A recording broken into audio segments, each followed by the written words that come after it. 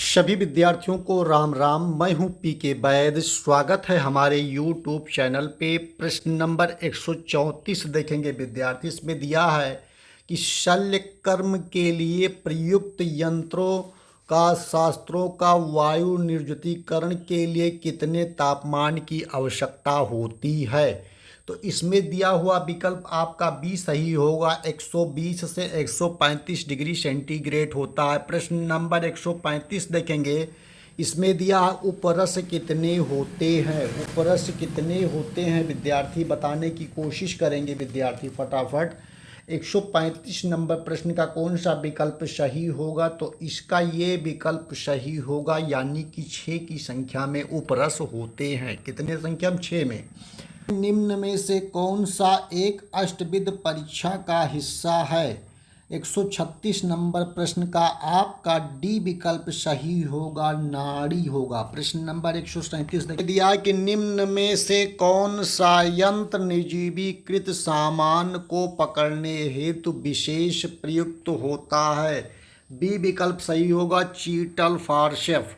आचार्य सुश्रुत के अनुसार आशयों की संख्या बताई गई है 8 की संख्या में। प्रश्न नंबर 139 नवजात शिशु की सामान्य श्वसन दर कितनी होती है।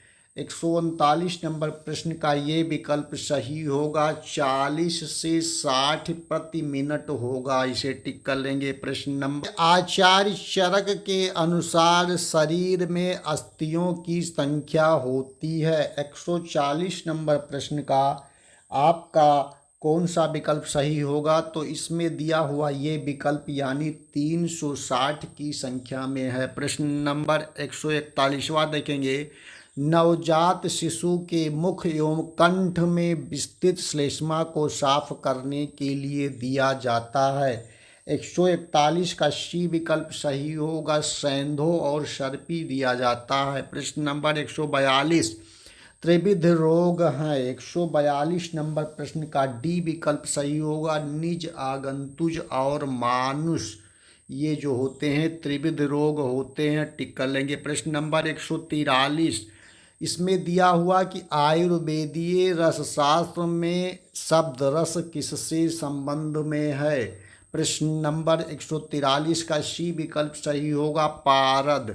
प्रश्न नंबर 144 वायरस के लिए ग्रुप में HIV संबंधित है। 144 नंबर प्रश्न का बी विकल्प सही होगा, रेट्रोवायरस। रेट्रोवायरस जो होता है ये संबंधित होता है HIV से। प्रश्न नंबर 145 देखेंगे। आचार्य सुश्रुत शाखाओं में अस्थियों की संख्या बताई। 145 नंबर प्रश्न का डी विकल्प सही होगा, 120 की संख्या में है। प्रश्न नंबर 146 देखेंगे। इसमें दिया कि अमाशय के बॉडी तक पहुंचाने हेतु राइल्स ट्यूब का स्तर डालना चाहिए।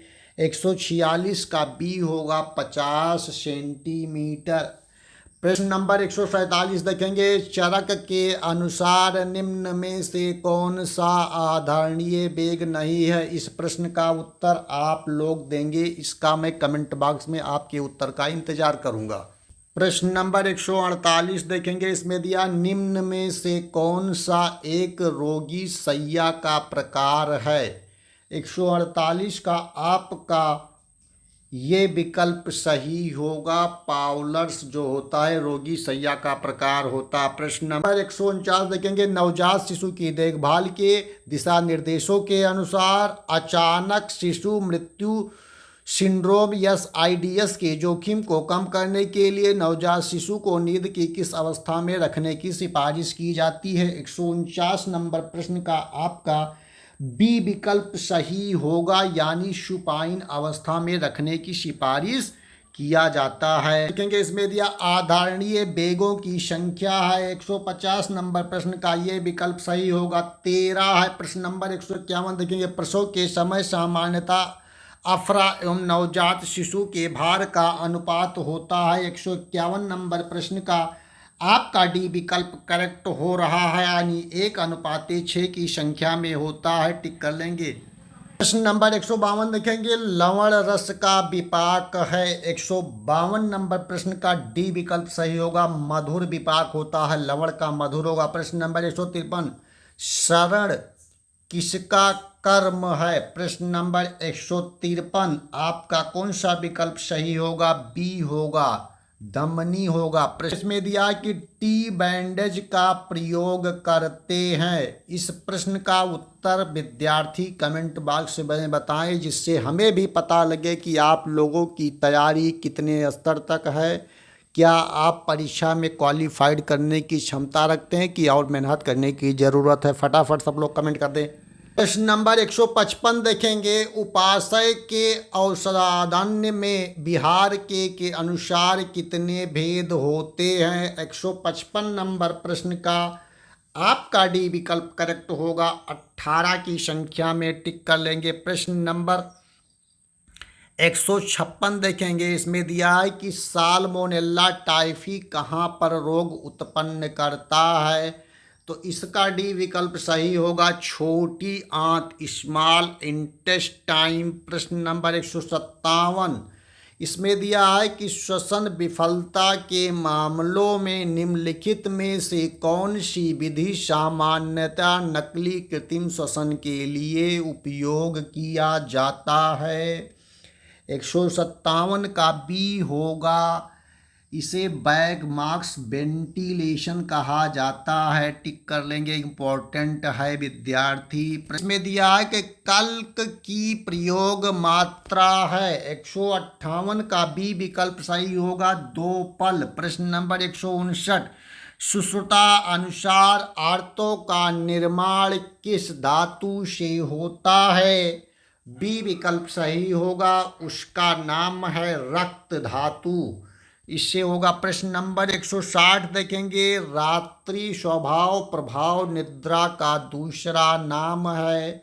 तो इसका सी विकल्प करेक्ट होगा, 160 का भूधात्री बोला जाता है। प्रश्न नंबर 161वां देखेंगे, 161 नंबर प्रश्न में क्या पूछा गया है, बताया गया है, चिकित्सा का आधा भाग कहा जाता है। तो इसे सी, बस्ती को चिकित्सा का आधा भाग कहा जाता है। प्रश्न नंबर 162, टाइफाइड का संक्रमण निम्न में से किससे होता है। तो इसका होगा ये विकल्प, दूषित जल और भोजन के द्वारा। प्रश्न नंबर 163, निम्न में से कौन सा द्रव्य पंचकोल में नहीं है।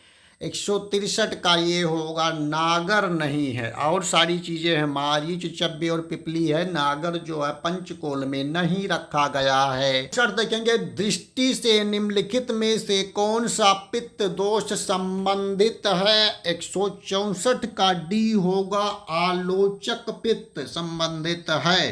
प्रश्न नंबर 165 देखेंगे, निम्नलिखित में से किस अंजन का प्रयोग नित्य करते हैं। तो ये होगा आपका 165 का सी विकल्प, सौबिरांजन जो होगा, इसका प्रयोग नित्य करते हैं, इसे टिक कर लेंगे। प्रश्न नंबर बांगभट्ट के अनुसार बच्चों में अन्नप्राशन काल है। 166 का ये विकल्प सही होगा, यानी 6वां महीना। प्रश्न नंबर 167, इसमें दिया हुआ है कि दिवा स्वप्न का किस ऋतु में निषेध नहीं है। ग्रीष्म ऋतु।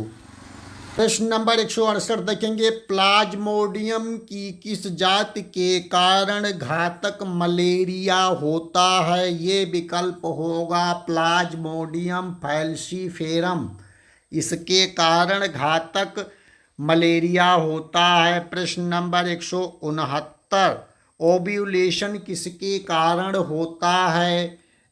तो इसका कौन सा विकल्प सही होगा, सी विकल्प, एलएच वृद्धि। 170 देखेंगे, रक्त का ईएसआर परीक्षण किस विधि से किया जाता है। तो इसका होगा वेस्टर्न ग्रीन विधि, इसका जो है 170 का डी विकल्प सही होगा, वेस्टर्न ग्रीन विधि से रक्त का ईएसआर परीक्षण किया जाता है। तो इस तरह से विद्यार्थी हमने आप लोगों को 170 प्रश्नों को हल करा दिया। जो यूपीपीएससी के द्वारा स्टाफ नर्स आयुर्वेदा के एग्ज़ाम में पूछे गए महत्वपूर्ण प्रश्न थे। पूछे गए एग्ज़ाम के पेपर का हल हमने कराया है। सभी लोगों से निवेदन है कि वीडियो को ज़्यादा से ज़्यादा शेयर और चैनल को सब्सक्राइब जरूर करें। ऐसे ही महत्वपूर्ण ज्ञानवर्धक वीडियो प्राप्त करने के लिए धन्यवाद।